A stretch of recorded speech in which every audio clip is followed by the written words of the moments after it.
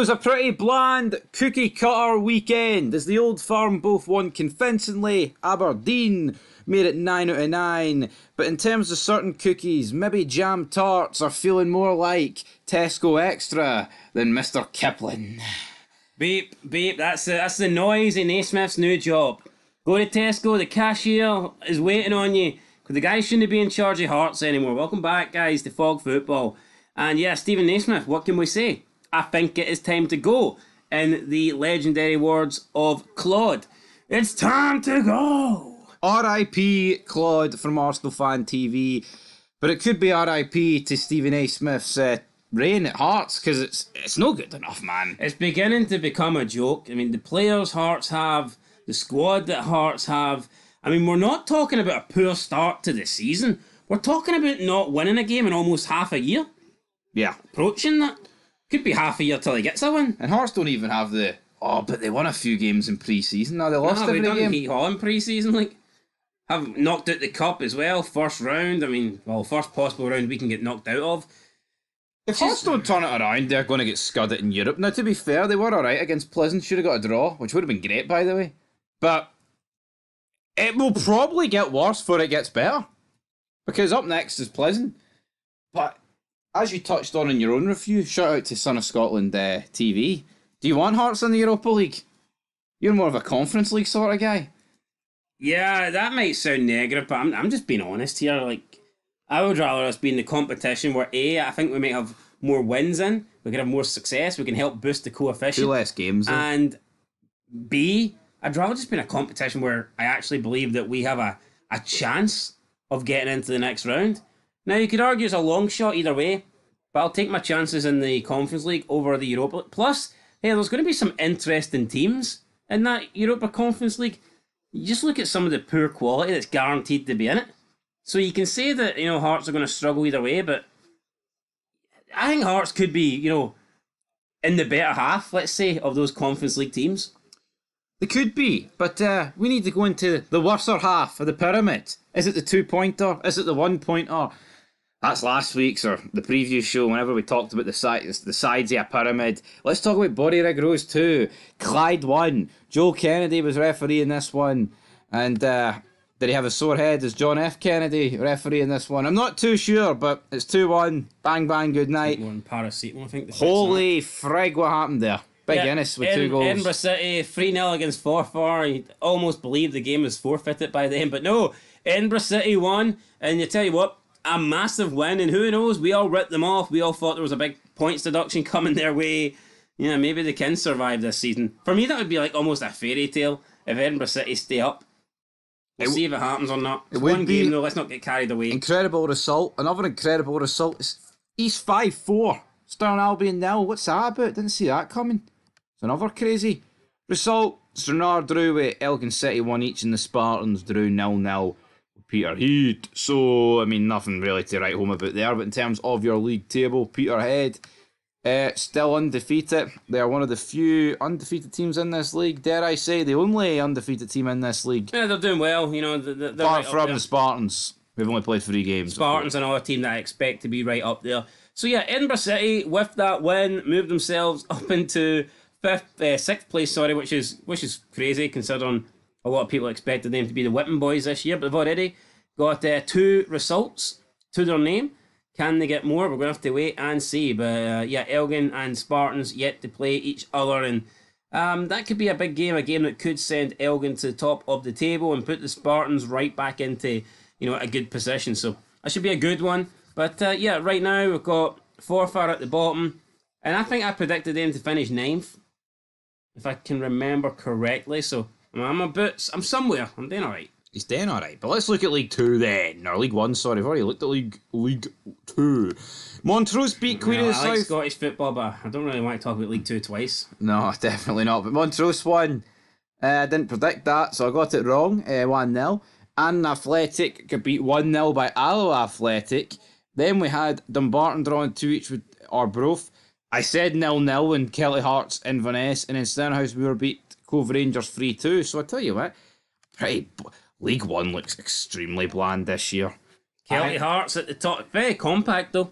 It is compact, but Falkirk and like Dunfermline sniffing about this league and Airdrie and teams like that. Yeah, they've got Inverness, but it's like a really Shite Inverness. yeah. Oh, look, no one's going to deny that. Like, the quality has dropped off massively. That's undeniable. But it means we've got a better championship. Just look at the clubs that have went out of it in the last few years. So Yeah, but the championship is where it's at. Because on Saturday, Airdrie, what's going on here? They get beat 2-0. Jack Turner, Sack Rowden, absolutely sinking them. Didn't really expect this. I expected Airdrie to win. I think I'm going to stop predicting them to win now. yeah, every time you predict Airdrie, they tend to lose. So maybe I stop predicting them would be a good idea. Scott Brown, though, loving life, 2-0 against Rafe. They're moving on up now. Expected this, though, to be honest. Managerless Rafe, I didn't think we were going to pose too much of a threat. Scott Brown looking really good. He was among the favourites to go to Rafe Rovers. I mean, surely that is completely ruled out any possibility of him moving now. The fact that not only have they beat Rafe Rovers today, but just the fact that they're top of the league, they've won every game, they're looking good. Are they up yet? Of course not, but they have to be favourites to win the championship.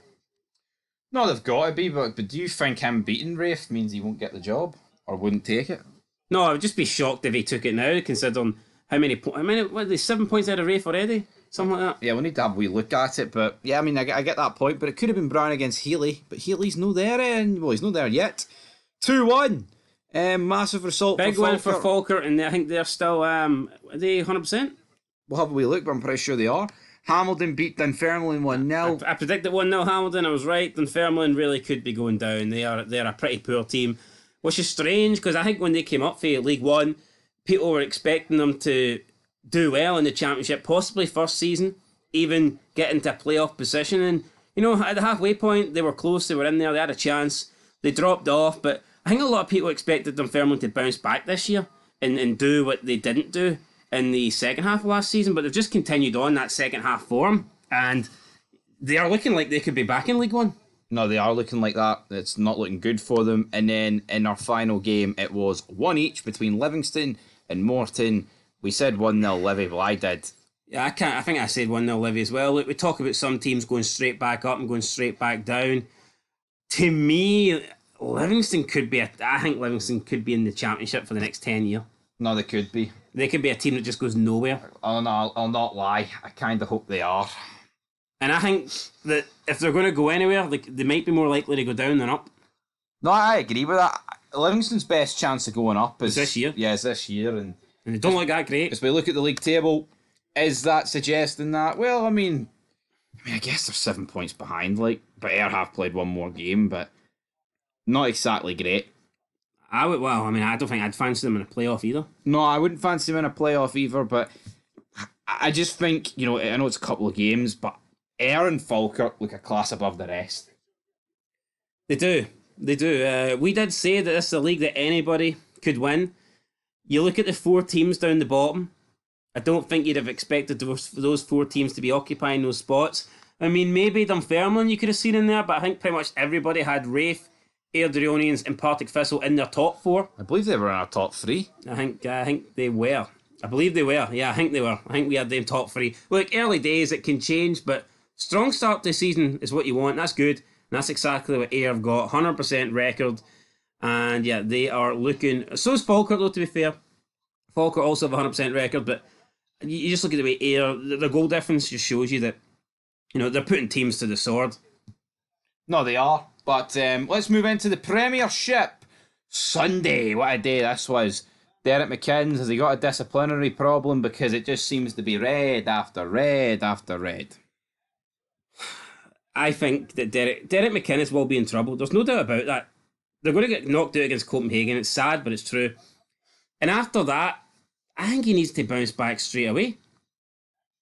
Now, is there an international break after this week? Yep. He can't go into an international break with 4 defeats out of 4. I mean, he needs to win. He could, but let's be honest, see if he does, it is must-win territory from when they come back. Yeah. Because the fans, see come the international break, see whenever we see Scotland get pumped against whoever we're playing, the fans ain't going to remember this nice little run in Europe, beating a Norwegian. They ain't going to remember that. They're going to look at the table and go, holy shit, we have 8 points, we're bottom.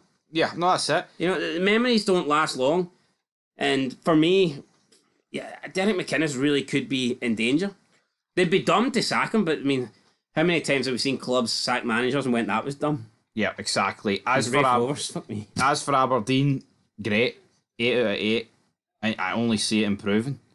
What I will say about Aberdeen is they haven't really played anyone of note yet, but you can only beat who's in front of you, so... This is exactly what a team needs to do if they're ever to challenge the top 2 for a league title. And I'm not saying Aberdeen are going to win this league, right?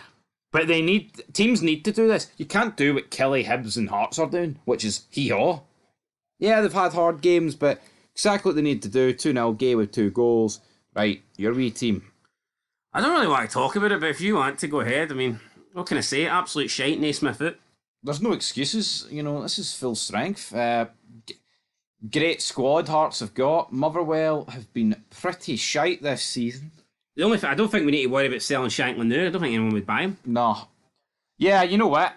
I mean, I'm not going to say I wouldn't take him at Rangers. I still would, of course I fucking would. But it's like, Dessers has almost shut everybody up. Nah, you would take him, but I just don't see Hearts getting a big offer for him now. No. I think if he's going to leave Hearts now, someone's going to come in with a lowball offer, and Hearts will be like, well, you know what, he's not playing well. It's better to get a bit of money than no money. But yeah, for me, right now, I don't see how Hearts are going to ask for 4 or 5 million for a guy that is playing in a team that's absolutely shite. He's not scoring goals. Couldn't tell you last time he actually scored a goal, and he's got 1 year left in his contract. Form is temporary, right? I get that, but that really can decide your transfer value. Yeah. And Shankland's transfer value has plummeted. Like, look at O'Reilly, right? O'Reilly was great last year. Shankland was great last year. See if O'Reilly had the start to the season Shankland's had, and Celtic had the start to the season that Hearts have had. I don't think O'Reilly's leaving to go to Brighton as the record-breaking, highest transfer fee player ever. No, I agree. I don't think he is. I don't think Shankland's leaving. I think if he was ever going to leave to Rangers, that ship is sailed. He might go next summer, right? But honestly, I don't even think right now Shankland. Yeah, but you could also say that's maybe a good thing for Rangers if they want Shankland. Maybe, they could probably get him for less now than what they would have paid at the end of last year. What about Yanis Hadji on loan or something? And 1 million, would you take it? The Rangers paying the £10,000 increase in wages? Oh, well, if he doesn't play for Rangers, it doesn't count.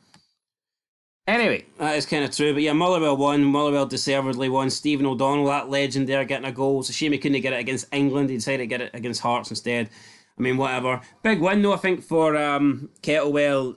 He needed it. He got a good start to his Motherwell career, but since last year, probably, October time, I mean, it really has been downhill. I mean, they finished the season a wee bit strong last year, but they had that period where they didn't win in 15, and I still think the jury's out on Kettlewell. I think he's a guy that can't afford to have a bad season. But I think he was a little bit fortunate to survive last season.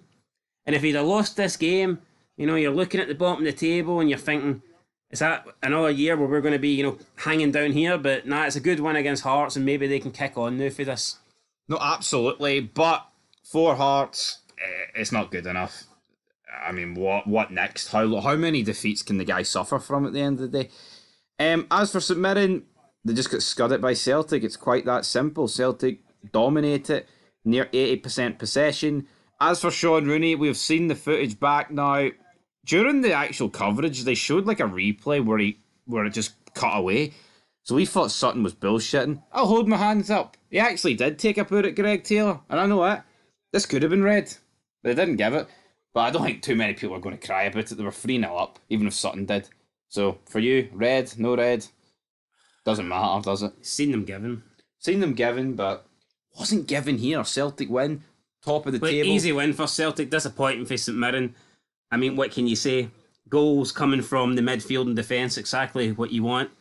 When you're winning 3-0 and none of the goals are coming for your front three, then you know you're in a good position. Yep, exactly. Talking of good goals positions, big Adam Sidibe got sent off for punching some guy in the balls. Interesting. Well, actually, did he? I think he got sent off then. He punched him in the balls. Either way, he gets sent off. Right in the Niagara Falls. Luca Stevenson, Jack Sanders, own goal. Good win for Dundee United. They cannot complain with that. Hibs will feel pretty hard done by that Simon Murray goal, but yeah, Dundee, they'll probably feel like they should have beat Hibs. I think this draw keeps Davy Gray safe until after the international break, though. I don't think it was a must win, but it was probably one of those games where he had to stop the rot and get a point on the board, and he's done that.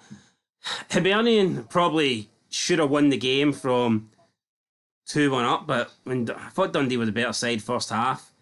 And when Dundee pulled it back, they had a chance late on that they should have probably took, also a penalty claim as well. So I'd say a draw is probably the fair result here. But a lot of Hibs fans were blaming David Gray. They believed that he was too negative after they took a 2-1 lead. And I mean, I can certainly see why they have that opinion. Hibernian were on top at 2-1.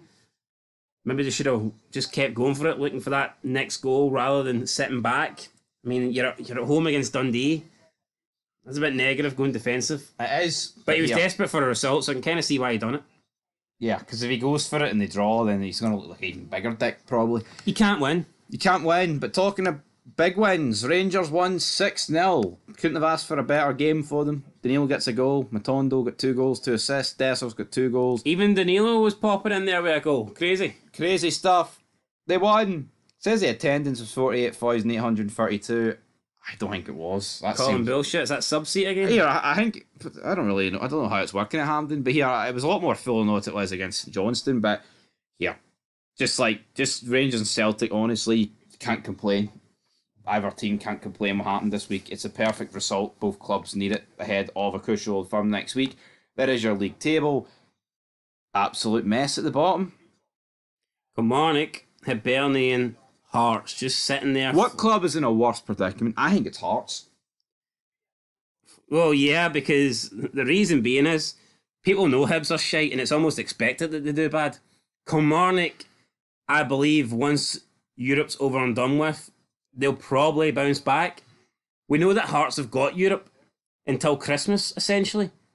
So you don't really see anything changing at the moment for Hearts. You do believe that Kilmarnock will get better. And as for Hibs, it's like, they're shite, what do you expect? Yeah. But with Hearts, it's like, yeah, maybe once they're out of Europe, maybe they'll get better then, but by that point, it's going to be way too late. No, it will be. I mean, the only consolation is it's early in the season. It's easier to come, you know what I mean? You might be trailing by like Hearts maybe 8 points behind Aberdeen, but it's easier to pull 8 points back after 35 games, or after 3 games, sorry, with 35 remaining, than it is, let's say, at the halfway point. So I agree. At the top, we've got Celtic, Aberdeen, both on 9. How long can Aberdeen stick on the? I mean, could Aberdeen be leading the league next week? Who knows? Very possible. Yeah, Rangers first. Only goal difference means it would probably require Celtic to drop points, but could happen. Could happen. Rangers sitting third, Dundee and Dundee United on 5. Motherwell, St Johnstone probably getting nosebleeds from that. But let's take a wee look at the fixtures to come then next week before the international break. So, as you can see, crucial games. Killie Hibs. Fuck, who loses that? Well, Killie need to win. Could you blame Killie if they rested key players against Copenhagen? No. Because I think they're already out. But they'll probably have a go at it, and I expect them to. But the only way they can afford to lose this game is if they beat Copenhagen and go through. I think the fans would. I think if you offered Killie fans, right, losing this game but beating Copenhagen, I think they would take that. But at the same time, I think if you offered Killie fans to lose to Copenhagen, and win this game, they'd still take that because they expect to lose to Copenhagen. Even if you offered them to beat Copenhagen but not go through and lose to Hibs, it's like a memorable game, isn't it? Would they take that? I don't know if I'd take that, no. They won't remember it in 3 weeks' time when Derek McKenzie's getting his marching orders. Hearts Dundee United, big game. Dundee United unbeaten since coming back. Hearts without a win in the top flight this year. Well, this season. Feels like a year since we last won. Massive game for Hearts. Can you imagine the reaction at Tynecastle if they go into the winter break without a win on the back of another disappointment? Even a draw, I think, would get Hearts and Stevie Naismith booed out the stadium. It will be. It will do. I mean, it doesn't matter how well they play or how impressive they play or if they come back for a losing position. I don't really see any way that Hearts lose that game and the fans are not having a meltdown mode. We'll leave the next game for last. Let's talk about Ross County Aberdeen. Obviously, it is the Highland, well, not the Highland Derby, but the two highest teams north. The North. Battle of the North, as they said in Game of Thrones. That's plenty. The North remembers. Aberdeen, if you're serious about taking it to the top two, you need to be winning this. Yeah, Ross County didn't look great against Rangers. They lost 6-0. Aberdeen have to go into this game surely believing that they're going to make it 10 out of 10. If Rangers can put 6 past Ross County, we must be good enough to put a couple past them and get the win. Massive. And Aberdeen have a chance to go top regardless of what happens. They have a chance to go top of the table. Even if they draw, they'll go top of the table, but that's not what they'll be looking for. They'll be looking for 3 points, and rightfully so. We have St Johnstone versus Motherwell in a game that I believe is a toss-up. I think anyone could win that. I mean, it's pretty close to 50-50. And I'd probably say the same thing about the Dundee-St Mirren game, although I would give the slight edge to Dundee, as I think they're marginally a better side this year. And they're coming into this game with, I think, better form. So, yeah, those games are all going to be close. Your thoughts on those top two? St Mirren have went under the radar a wee bit. They've not been noticed as that bad because of Hearts, Kelly and Hibs. As for St John's and Motherwell, yeah, coin toss. I think Aberdeen will win. And then that leaves us with the small matter of the Old Firm. Who's going to win that one? Celtic, Rangers, Celtic Park, be there. Be square. Yeah, there's going to be a lot of fids on it, but, I mean, looking at it, yeah, Rangers can take confidence for winning 6-0, but for me, I think this week in the transfer window is going to be crucial. Both teams need more, but Rangers are the team that need it more. Celtic need it to please the fans, Rangers need it to do a dent in the league. There's a difference. Yep, well they do. Celtic's to tick a box, Rangers is actually to do stuff. And your predictions for that game, early predictions might change, but do you see Rangers getting anything? Do you see Rangers getting enough to go above Celtic? Could Rangers end the weekend top the table? Well, as I said in previous weeks, Celtic, they've played great against Hibs and St Mirren, right, across 3 games, but they haven't, 3-1, 2-0 and 3-0, right? See that? They've played great in spells, but then I think they've been a bit, not lacklustre, I don't know want to say lacklustre, but they kind of put the foot off the gas. Will they do that in Old Firm? Probably not. I think it will either be a close game or Celtic will put Rangers to the sword. They've scored early goals in every game, Celtic. If that happens, it'll be a fucking cricket score. Yeah, it could be. You know what?